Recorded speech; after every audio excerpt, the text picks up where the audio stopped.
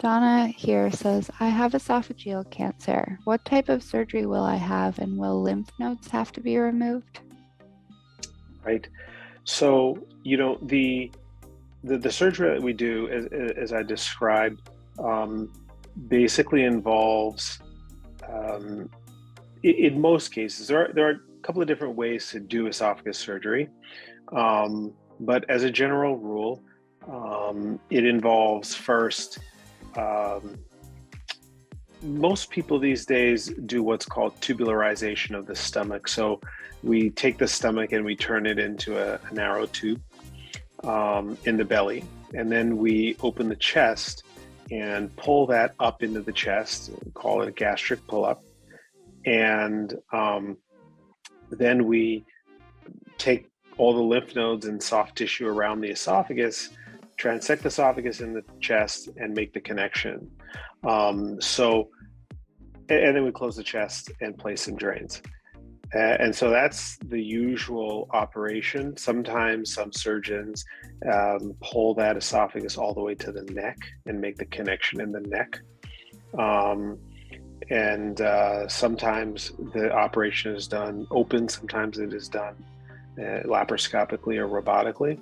So there are a couple of different ways to do it, but by and large, yes, the lymph nodes come with the specimen and should. And that's sort of the general idea of how the connection is made. Did I answer that question? I guess we will see while we're waiting for Donna to see if that was sufficient. It seems like we have a lot of questions here specific to esophageal cancer. Mm-hmm. Right.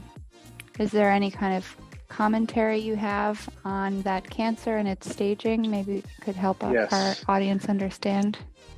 Yeah, there is a couple of questions. Yeah, I did notice that we're involved in, whether this particular patient was getting, the standard or the right therapy based on their stage.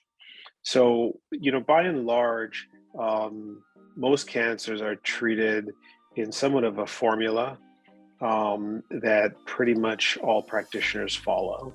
And in the case of esophagus cancer, and that formula is generally built around the particular stage of the cancer. And so in the case of esophagus cancer, in cases where the stage is what we would call a T1, and the T stage refers to how deeply the cancer penetrates the esophagus. In the case of a T1 disease, the tumor can be resected endoscopically. So there was a question about whether or not just the tumor could be removed as opposed to the entire esophagus and a piece of stomach. So when the disease is what we call T1 or involves only the first layer of the esophagus, you can remove it endoscopically.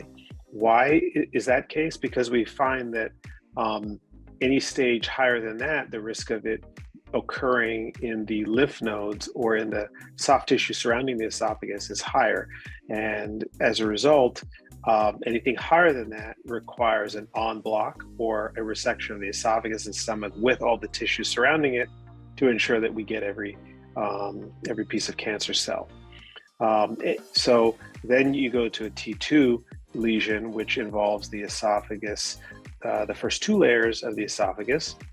And in those cases, we usually advise, there's actually some debate about how to treat these, but by and large, they can be treated with either surgery only or with chemotherapy and radiation followed by surgery. The debate surrounds what, the fact that some of these T2 lesions after you do surgery are found to actually be T3 lesions or have some lymph node disease and then require some treatment afterwards. But either is fine. Any disease higher than that, which we would call a T3 disease, which has gone into the first three layers of the esophagus, or there's signs of any lymph node disease, almost always are recommended to have chemo with radiation first, followed by esophagectomy or esophagus surgery. And so that's kind of the standard formula for esophagus cancer in the United States. Now, after esophagectomy, after surgery, traditionally, prior to the last year or so, the management was observation, serial imaging. However, recent trials showed that the use of immunotherapy, nivolumab therapy, almost doubled the time to disease recurrence. And so, we've all essentially adopted that as a standard. So there was a question that will come up about the use of immunotherapy after surgery. So in general, chemotherapy with radiation, surgery, and then followed by immunotherapy. So yeah, no small task, right? Yeah.